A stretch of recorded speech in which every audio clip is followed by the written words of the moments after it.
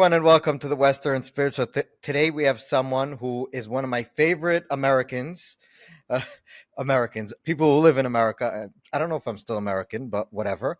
Batya Ungar-Sargon is a journalist, author, contributor to the Free Press and News Max, I think.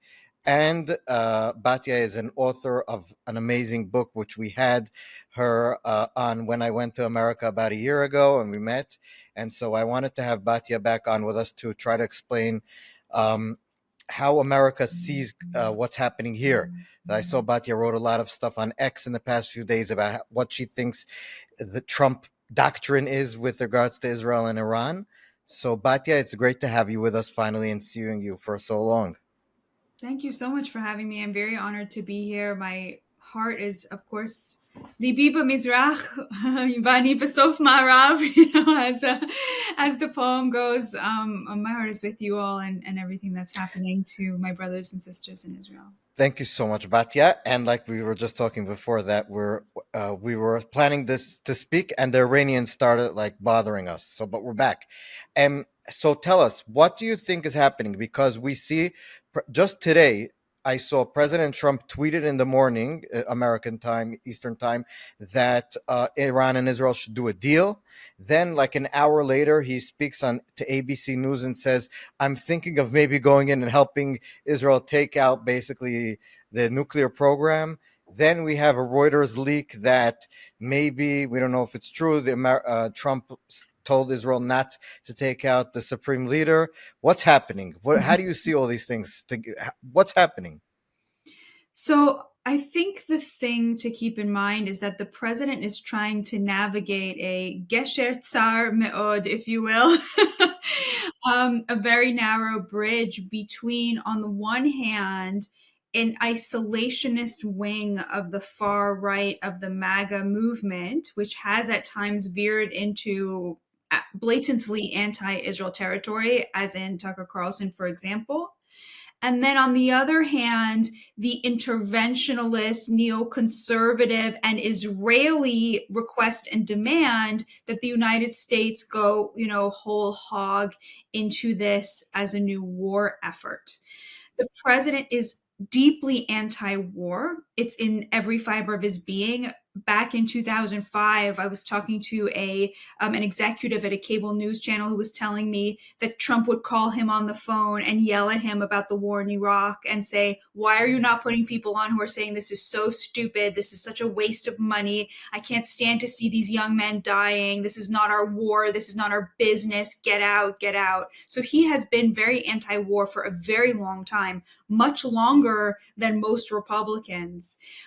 He also knows that this was a campaign promise he made that is extremely important to the MAGA base, which has inherited a lot of the anti-war beliefs that used to typify the average Democratic voter and the Democratic Party. So this kind of anti-war approach is very important to who he is. It was very important to why he won, and it's very important to his base and to the country at large. Americans are done funding regime change, neoconservative wars. On the other hand, the American people and the president himself are extremely pro-Israel. That there's America is a Zionist country. The anti-Semitism you see, the anti-Israel sentiment you see, this is very niche. It's in the extremes of the right and the left, but it does not typify the average American. Now, that said, Americans are done funding foreign wars. So we are right now as a nation reconsidering our support for other countries. We're in a retrenchment period. So the average American, whether they're a Democrat or Republican, just doesn't want to see billions of dollars funding other people's problems anymore. On the right, that coexists with wishing Israel well and wanting to help in whatever way we can without violating that mantra of we are not going to war anymore for other people. So that is where the president is coming from. He is balancing two very, at times, what could look like competing impulses, which I don't think are competing, which is on the one hand being deeply committed to Israel's security and survival and existence, being deeply pro Israel, but on the other hand, being very committed to not entering into new conflicts, certainly in the Middle East, that it's not clear what the best approach for America's safety and security would be. So this is how the president is coming into it. And I think that's why it seems like what he's saying are conflicting messages. He's not. He is playing good cop, bad cop with Bibi Netanyahu. It is his view that the military pressure from Israel could and should lead the Iranians to be more gung ho to enter into a new deal in which they would commit to not have a nuclear weapon. And that has from the beginning been the president's favored way to ensure the security both of America and of Israel, and to make sure that Iran never gets a nuclear weapon, something he has promised and believes deeply. But his favored view is through a deal. He gave the Iranians 60 days. On day 61, he gave the Israelis the green light. But he himself, I think, is not sure where that Gesher Tsar Me'od goes. I think probably from one point of view, it means we do not give Israel bunker busters for fodor. That is entirely possible that that is the route he's going to take. From another point of view, if the Iranians continue not to be willing to make a deal, maybe he will go that route. The fact that he spoke to Putin yesterday, I think, says a lot about where his head is. He is isolating Iran diplomatically. He's isolating them militarily. Him and Putin coming out and saying, we had this conversation in which we discussed the best way forward, to me suggests a diplomatic isolation of Iran. Who is going to help them now? It's not clear anymore. He had this wildly successful trip to the Middle East. So I think that he feels that he can do this in a non-military way. Now, that said, there are many people who will argue that even if we do give the bunker busters, even if we do engage militarily, Iran will still have like no ability to actually then drag the United States into a full-on war. That might be the case. I think optically, that would be his least favorite version of bringing an end to this. But Batya, can I just ask? No one, I think, is really calling for like a full ground troop invasion of Iran. I don't think Israel would even want that. It's not in our interest to have American boots on the ground in Iran, if not just for the way it would be perceived. But there's no reason. We just want them to change, not have nuclear weapons. So it's almost like the way I see people like Tucker and these people writing about it. It's no one's talking about what they're like the boogeyman they put up there. No one's even talking about it. No one in America, in even in Israel, wants America to send boots on the ground. And yet Tucker and the people like him he's, I think, the poster child of it. But there's a lot of other ones. Well, say the neocons, and they're sending the boots on the ground, and American troops will die. No one's calling for that. Where is this even You're coming totally from? right. I think that the idea of American boots on the ground is a complete straw man. But for the anti war part of our country, which is at this point a majority, there's a lesser version of boots on the ground that people are still not that gung ho about. I think the idea that, if we participate in the offensive rather than the defensive support of Israel, and we have 40,000 service members in the Middle East, the president is very protective of their lives. If we attack Iran and they start coming for our assets in the region, yes, maybe that would not result, if that, God forbid, happens, would not result in boots on the ground, but it would result in a military intervention that is not anti-war, right? That is not, the kind of peace through strength that the president promised and that the American people are really hoping to see, and that I do think he can achieve through other ends. Can I just maybe even like be like a little bit a different opinion than yours? Meaning, I think that in the first term, Trump was not an anti-war president. He was a peace through strength president. So, for example, he killed Qasem Soleimani. It was a strike that wasn't a very anti-war strike, but he told them that if you do anything, we'll clack you back in the head so hard you'll forget who you are. And they didn't do pretty much anything after that, and yet he still went, like, he killed him and he said don't do anything more.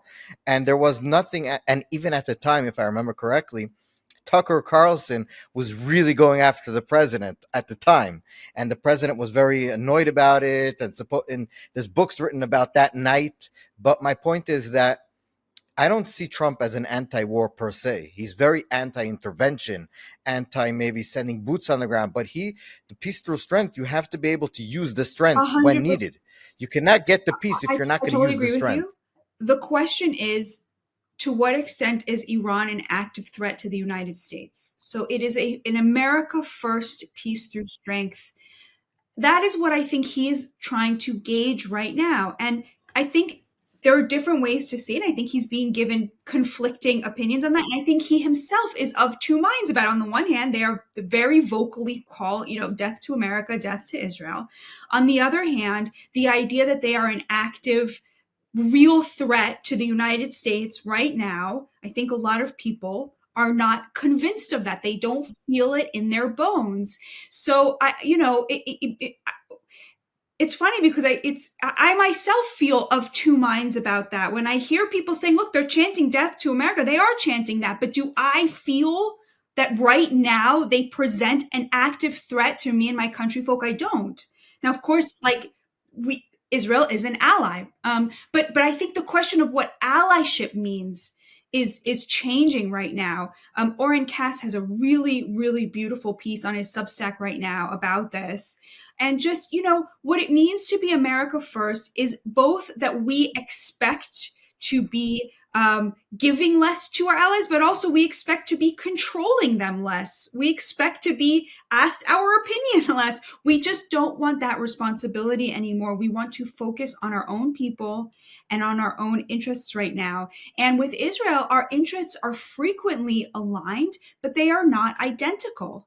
And I think Trump sees Israel as a very good ally because Israel is so strong and so sovereign and so certain of what it is willing to do in order to protect its civilians. He admires that a lot, but he also feels very keenly the mandate he was given by the American people. And I think that's the best way to explain what might look like waffling, but is actually a person deeply committed to the promises that he made. And we saw with Iran, it's also very weird because we saw during the campaign that we know that they tried to kill Trump. So it's like it's interesting to say they're not. We don't know if they're a threat. There is a debate happening, but we do have to put on the table that for Trump himself, they definitely In were a fact, threat. The Bibi intel Netanyahu very cleverly brought this up on Broadway today. There's a reason he brought it up because it underscores the point that of the debate that you just told about that spoke about that in the MAGA movement. It's a very weird movement because whoever likes Trump says he's MAGA, and they have sometimes total opposite views. You could also see that. I think maybe I'll just ask you about that. Inside the administration, there's seems to be two camps, and it comes out a lot on this Israel issue and Iran, where one camp is a sort of JD Vance camp. We don't want to get involved in almost anything. We want to, just like you articulated now, we want to stay back, take care of ourselves first. We have decades of, you in the book that you wrote, decades of rot in the way America took care of himself. We need to now take care of that, rebuild. And there's other people that are there that have a more interventionist view, not like neocons, but more of a we need to take care of our friends sort of way. How strong are the two camps there? Who's So I would say that at the end of the campaign, right at the beginning of the administration, these two camps were very clearly represented. You had Mike Waltz, who was in a very senior position, who's very much in the neocon world. And I was already saying that I thought the influence of Tucker Carlson had waned significantly. You really did not see him in a very visible way towards the end of the campaign. Everybody told me that I was totally wrong about this. But I had this sense that his influence was waning. In the meantime, between then and now, Mike Walls is no longer in that position. That position has been given to Marco Rubio, who was the perfect embodiment of the Trump peace through strength, pro Israel, but America first mentality. And meanwhile, I think what the last 5 days has shown is really the collapse of the influence of the more isolationist wing of the far right. Yes. Just We saw, by the way, Trump talking to the Atlantic about Tucker's himself and saying he doesn't, not him, he's like, they don't know what MAGA is. I'm exactly. MAGA. Pretty much. Exactly. That was his And answer. so at this point, to me, that gap has just disappeared because the people who are left seem really on the same page. You have Susie Wiles, you have Tulsi Gabbard, you have Marco Rubio. These are all people who are really in touch with the peace through strength. Tulsi Gabbard has this beautiful quote where she says, when it comes to terrorists, I'm a hawk. And when it comes to counterproductive wars of regime change, I'm a dove. That's the Trump doctrine, is you come for us, we will eviscerate you. We will go to the ends of the earth to protect our people. You want to have some squabble amongst yourselves, the mullahs fighting, not my problem, And I think he tried to present this view when he went to the Middle East, to the Saudis and to the UAE, and to say, look, I don't recognize you. You squabble. I'm bringing you the idea that you can get past this. Think about the prosperity you can bring to your children. And I think he really wants the Israelis to get on board with that and doesn't, obviously there's more resistance from Israel. So we'll see where that goes. But the prospect, of course, of Saudi normalization being a real carrot there. So I think within the administration itself, certainly by now, I mean, Tucker Carlson was very much credited with J.D. Vance being the pick for vice president. But, I just got to say, J.D. Vance is a person who loves Israel. He really is very pro-Israel. He wrote a white paper that was very, very influential about the difference between Ukraine and Israel in terms of American interests, strategic interests. And so I don't see how Carlson's influence survives this weekend. He came out against Trump on Friday, talked about dropping Israel. I mean, that's not the kind of language that you can survive in any meaningful political way on the American political scene. So to me, that the administration now seems really unified. And Trump saying, I am MAGA, he doesn't mean whatever I do is MAGA. What he means is I have the temperature of the American people. And that actually is his genius. He has a genius for understanding where the American people are at. And I think that is distinct from the fact that he has his own very obvious, very, very personal, emotional connection to Israel through his daughter Ivanka, who's Jewish and whose children are Yeah. Jewish. He's very people like to make fun of Trump, but his political instincts, meaning he knows what you can see also in the way he frames the issues. For example, on the big beautiful bill, you're watching the fight between Musk and Trump, and Trump's whole approach, taking out all of the insults, seems to me to be, this is what's politically viable. This is what the Americans are willing to swallow. And Musk is more like, we need to like cut everything. And Trump is telling him, again, taking out all the personal insults. Trump is telling him, we can't, even if that's the right way to do it, Americans won't swallow it. So there's no way to get it done anyway. So we need to be realistic. We need to be politically savvy. And he has a temperature, it seems to me, about what you can do, what the American people will let you do. And I think that's also probably with foreign policy. But so I think that you're right in that. He probably understands on this instinctively where people are. Just do you agree with that, just in Oh general? yeah, I think he's a genius. I didn't used to think this, but now looking at what he's accomplished, I think he's smarter than me and smarter than you and smarter than most of the people that we know. He's just has an ability to zero in on, what's possible. And I think also after everything he's been through, it just never, I can't like even describe what it feels like to have a president navigating a situation this difficult exactly the way that I would be. Like it's, if I, it's a very, people make fun of you if you say that he's doing a masterful job, or if you're, but it's, I can lie about that, but I don't see the point of that. On whether it's on immigration, on tariffs, on economic policy, on domestic policy, on foreign policy, that he's doing exactly what he promised he was going to do. And that is just so unbelievably rare. And all of the people I know, working class people, are like, I cannot believe that I was able to vote for somebody and he's actually doing everything he promised me he was going to do. They'll say, it seems like he wakes up It's a in the miracle. morning and thinks, how can I make good for me, for this person, for this, and it's Yeah. very, Yeah. Okay. So now I want to ask you about the. You said that you think they're losing, I guess, clout in the administration, but in general, looking forward, 10 years from now, 5 years from now, in the political right. So on the left, we saw, we spoke about last time, the woke, crazy people.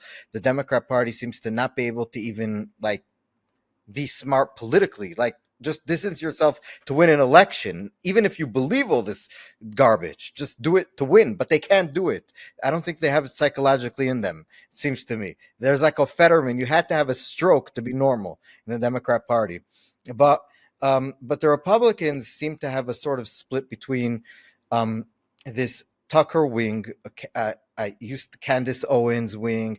There's, you go online on Twitter, you X, you probably have it more than me because you're more well known. You'll have, if you're anyone who's even close to being Jewish or semi-Jewish, or you'll have like tons of comments that are really, really just horrible.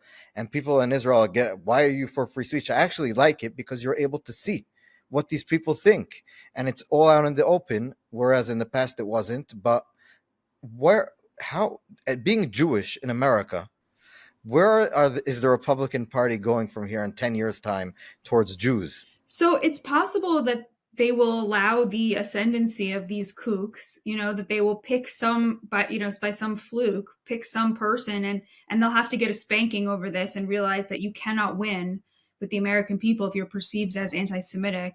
But I don't think that's going to happen. I mean, the base of the Republican Party right now is the working class, and the working class is just unbelievably philo-Semitic. Just most of them are Christians. Like, American Christians are very attached to Jews. They're very protective of Jews, both here and in Israel. Again, that doesn't mean they want to be funding everything, doesn't mean they want to green light everything Bibi Netanyahu thinks is in Israel's best interest, or even what the majority of Israelis think are in Israel's best interest.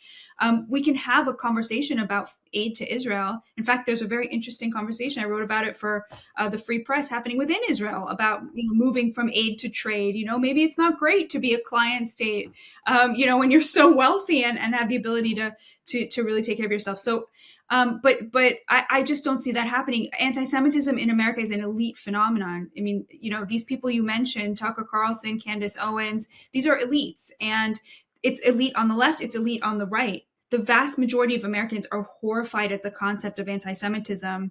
And so I just don't think you can go like full anti-Semite and have a future in America politically. I think that's why AOC has worked really hard to distance herself from the squad recently in a way that's like very, pay attention, people. I mean, like, just like but she's really bright and she figured it out.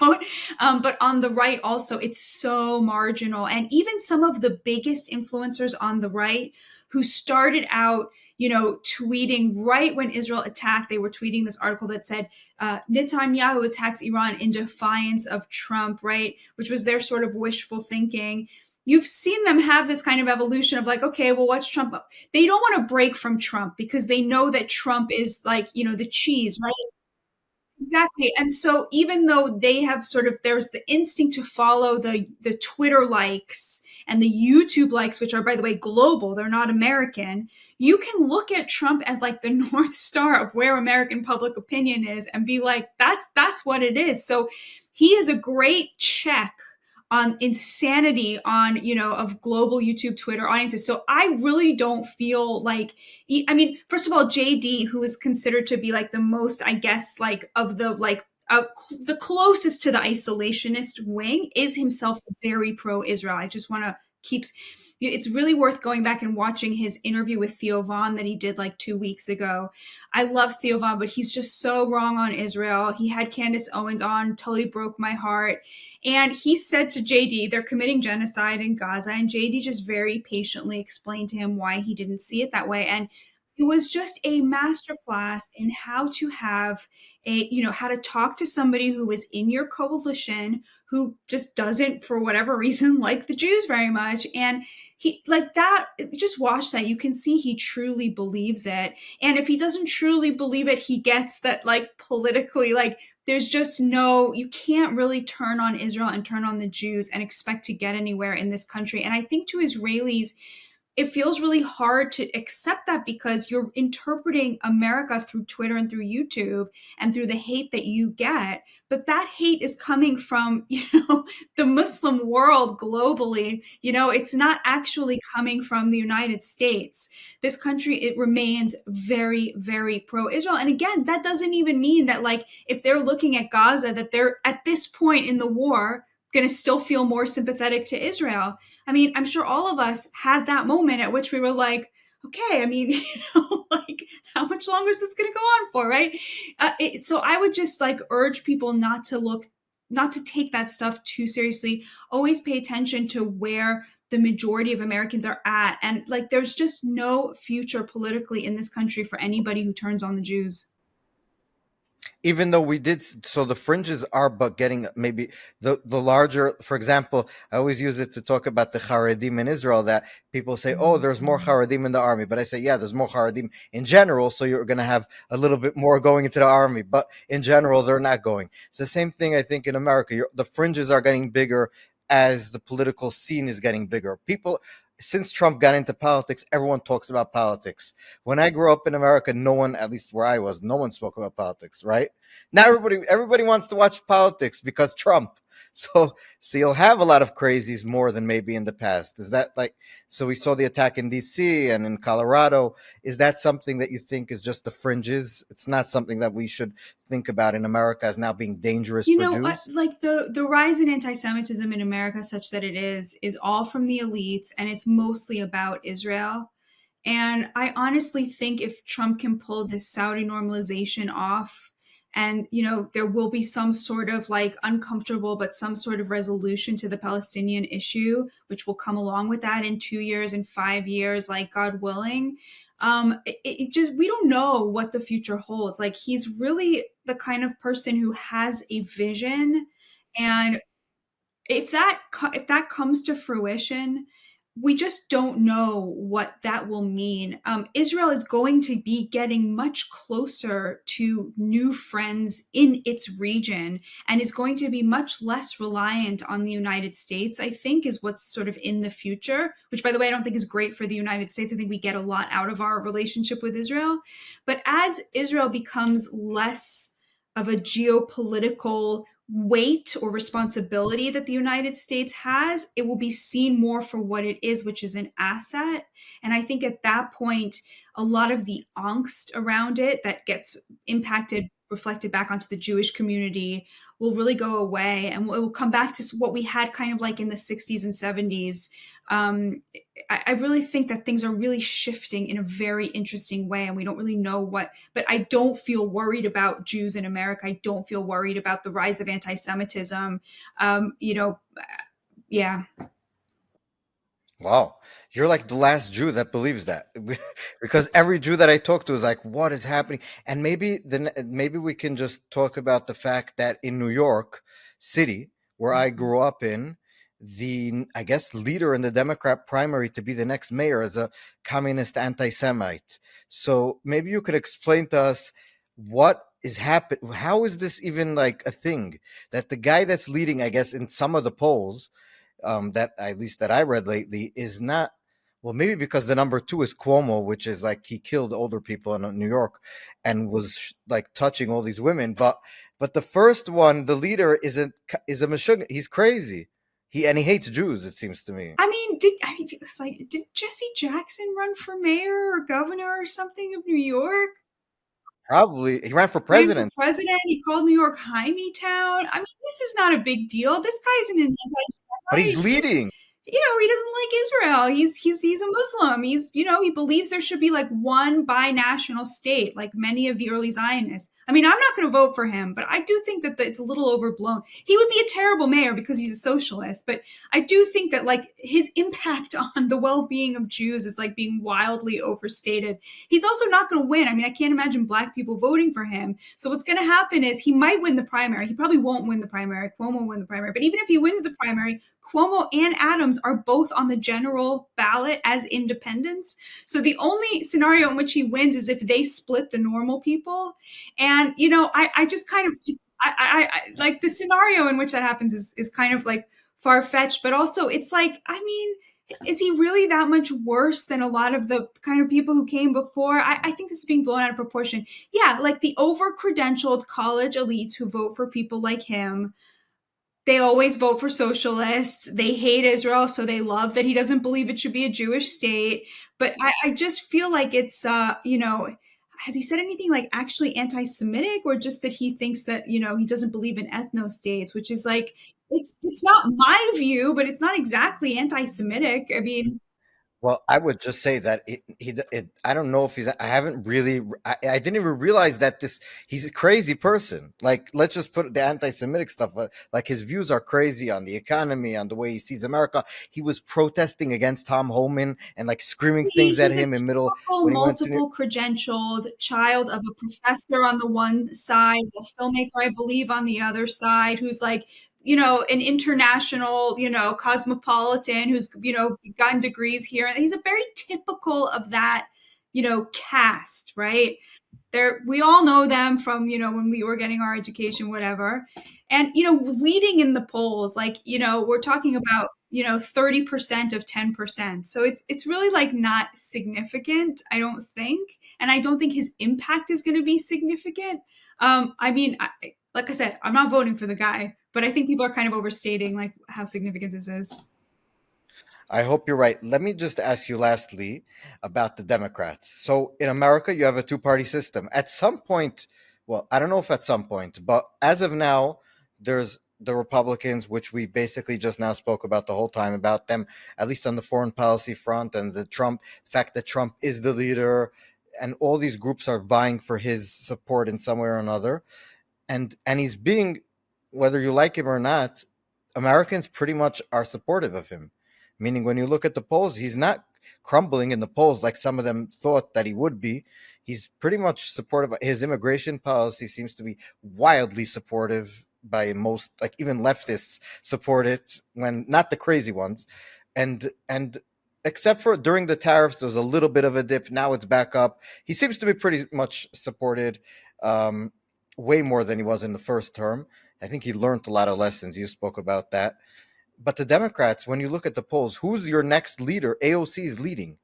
I mean, what is wrong? Like, when I think about it, John Fetterman, I said again, he's the normal person, the last one. How could it be that the America's second major party is like a bunch of crazy people? What's happening? Well, because I'm sorry, I ask it so no, weirdly, no, but it's because well, true. what happened is a great way to phrase it. What happened was Trump stole the Democrats' agenda for 100 years, which was a wildly popular winning formula with the vast majority of Americans, which was like socially moderate, anti-war and protectionist on the economy. Like that was the Democrats' winning formula.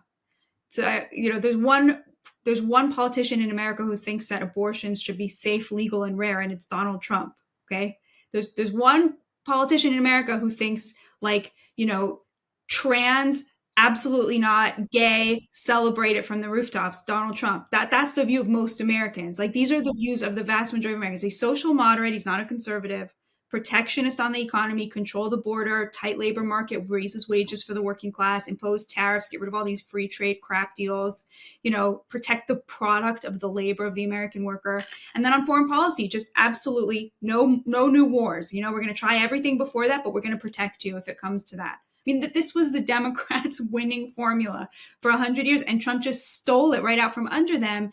And because they have nothing to offer the American people, they had to tack, on the social issues. He gathered, he stole like that moderate, centrist, tolerant, loving, like, so they had to go completely crazy, like try to outflank him to the left because he stole the center.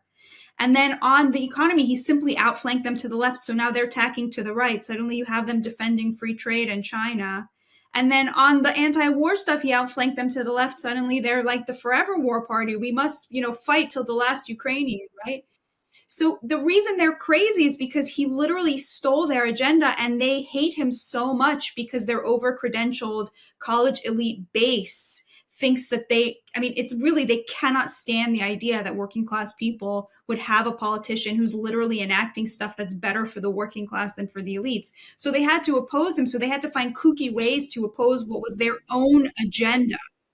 That's why they got so crazy. And so that's what you're left with, is a situation like this where they're floundering. They know that his immigration policies are wildly popular, but they cannot bring themselves to admit it. And so they're just kind of in a tizzy trying to come up with, maybe this will stick, maybe this will stick. They have this innate sense that they deserve power and should be given back power, but they have no idea what they would do once they had power, what to offer the American people with that power. It's just pure entitlement and narcissism. So But Batya, can I just ask you about these things that are happening in California? Since the Iran thing, I haven't really been following because, obviously, but but in California, there's riots with people carrying Mexican flags and screaming that America isn't Americans, and the Democrat Party, it seems, just except for a few like nice people like again Fetterman. I don't know why it's like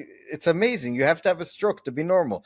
But but other than that, they're all pouncing on the fact that Trump is sending people to protect people. Like instead of actually saying these are people with a foreign flag who are attacking Americans and American businesses and Americans going to work. There's a now amazing video where this young black woman needs to go to work and this white guy with a man bun is telling her, "Oh, work? Who needs to go to work? Why should I let you go to work?" And it's like these are the people they support. They support people who are like hurting the average Americans and attacking the politician who's sending people to protect those average Americans. It's like politically just it's it's stupid. politically stupid, but you know who loves to hear them do that are, like, the new power couple, Huma Abedin and Alex Soros, or Kim Kardashian, right? They're out there tweeting endlessly about, like, rescue these illegals. Oh my God, they're coming for our labor force, for our illegals. So the Democrats are hop toing. Like, their base right now are, Alex Soros and Huma Abedin. So, like, fabulously wealthy people, celebrities, Hollywood, the over-credentialed college elites, the consumers of illegal labor, of cheap, low-wage labor, whose economic interests are buoyed by this illegal workforce. They say they're coming for our community, but what they mean is they're coming for our cheap workforce. It's Martha's Vineyard, it's Kim Kardashian. This is who they cater to, this is who their base is. So, of course, that leaves them in this awkward position of having to defend, you know, all of what you saw, all of this chaos. And yeah, I mean, it's just, how helpful of, there was a really funny tweet where there was a guy, standing bare chested on top of in front of a flaming police car holding the flag of Mexico. And I think was it a Babylon Bee? It says, Mexican foreign national helpfully creates ad for Republicans for the midterms. And I mean, that's kind of the long and the short of it. It's true. But it's true. It's very weird. And last time we spoke a little bit about the numbers, so you know a lot more. How much people, in terms of America at large, of the voting base, are people who support this kind of stuff? So not who support Democrats, but who support like letting every illegal stay in America, or who oppose just who's oppose what these people oppose, who are protesting in California, opposing taking people off the streets who might have criminal records, who might have, all this kind of thing that seems so obvious to the normal person. But maybe I'm not normal. How many people like that are in America that support Well, this so kind of stuff? the political divide now runs through the class divide. So 30% of Americans have a college degree. That's going to be the Democrats' starting, like, baseline. Okay, so we know, for example, 60% of Americans polled supported Trump sending in the National Guard. We know that 57% support deporting every single illegal alien, like not just the criminals. That's 57% support deporting every single illegal alien. And that's up from 38% in 2016. So since Trump arrived on the scene, that number has almost doubled. And basically, what you're seeing is he's winning this. He is winning the fight over immigration. And he is just winning more and more converts to his side every time the Democrats defend one of these wife beaters like Kilmar Garcia Abrego, or one of these Hamas supporters like Mahmoud Khalil. I mean, this stuff is just like disgusting to the average American. So I think that he's really winning on this. Now, there are a number of people who are Republicans who feel that, if somebody's been here for 20 years and they've been working really hard, they should be allowed to stay. That's not the position of the MAGA base. So the other day when Trump said, oh, I've been talking to farmers and hoteliers, we're going to stop doing the raids there, like the MAGA base is going to be furious if he gives a carve out to his rich friends, basically, including myself. Yes. Um, Batya, lastly, I was thinking as you were talking throughout this conversation about Jews just in general in the US. So since October 7th, I've spoken to a lot of Jews. And up until October 7th, I don't think since I came to Israel, I've even spoken to a lot of Jews that live in America now. Because my friends are ultra Orthodox, so we pretty much lost touch. And I have all my friends here. And there was nothing between, and since October 7th, I've had made a lot of friends that are Americans in America. And the one thing that keeps on coming back is we suddenly understood how important it was to be Jewish, how important it was to understand about our Judaism. So you have people who never thought of themselves, even like it was just we were born to Jewish parents, and suddenly October 7th happened, and something happened to them. And has that? First of all, do you agree that that's something that happened? And secondly, do you think that's something that stays, or is it something that's already waning, and now they're back to being, progressive, woke people like in New York City? Half of the people, the Jews are the most progressives. This guy probably, I don't know if anymore, but before October 7th, he for sure would get most of the Jewish vote, Yeah, at we least were in joking Manhattan. on Shabbos over Shabbos meal that Mamdani's going to get like the majority of liberal Jews and the majority of Satmars, and that's how he's going to. Yes, I'm joking. exactly. Actually, I don't think it's going to happen. But okay, so this is what my next book is about. It'll be out next year, and we'll talk about it at length. It's about why American Hmm. Jews are Democrats or have been historically Democrats and why the left turned on them. I do think that October 7th was a massive glitch in the matrix for a lot of woke liberal Jews. And I think once you see that glitch, it doesn't go away. So they were perfectly happy to see themselves as part of an oppressor class, oppressing people of color as white people, as white Yes, adjacents oppressing blacks and Hispanics and what have you.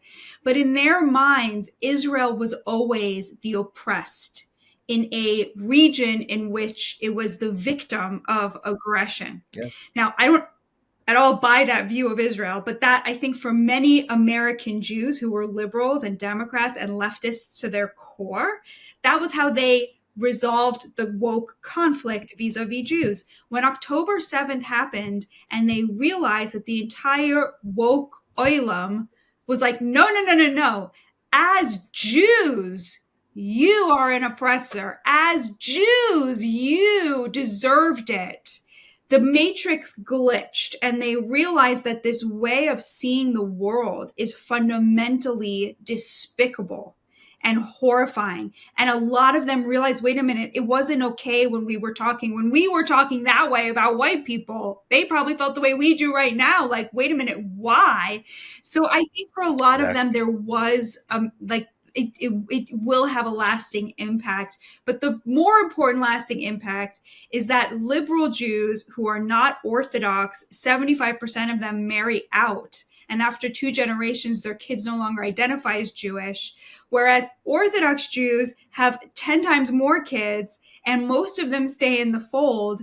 And most of them now are Republicans. And so in 20 Yes. years, the majority of American Jews are going to be certainly divided between the two parties, probably leaning right, center right.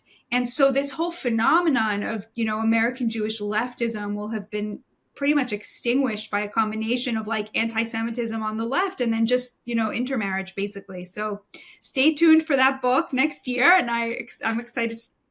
I don't know if that's good or not because it's very sad for a lot of, not Orthodox Jews were the main thing of American Jewry, and they're becoming extinct within, as what's Douglas Murray says, demography is destiny. It looks like we're You know, going I there. was So thinking the other day, like, what is the thing that we will lose when that happens? And the thing that we will lose, it actually is very sad. It's Kol Isha. It's women's participation at the upper levels of religious leadership, because we don't have that in the Orthodox community.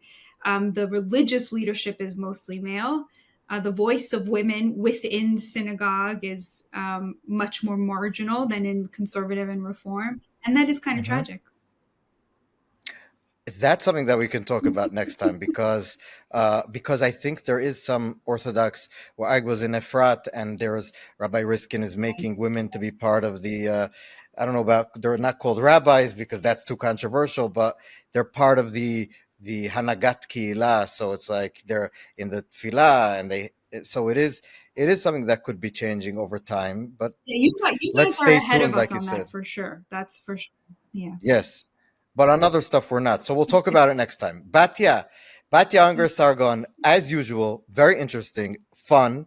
And when your book comes out, we will talk again. And in the meantime, um, pray for us here, Well, and we will stick it out. So thank you so I much for do being with thank you for us. being on the front lines, and Yivarechecha Hashem v'yishmerecha. I hope your whole family is Amen. safe and protected at this difficult time, and that it ends very soon. And of course, I'm praying for everybody in Israel.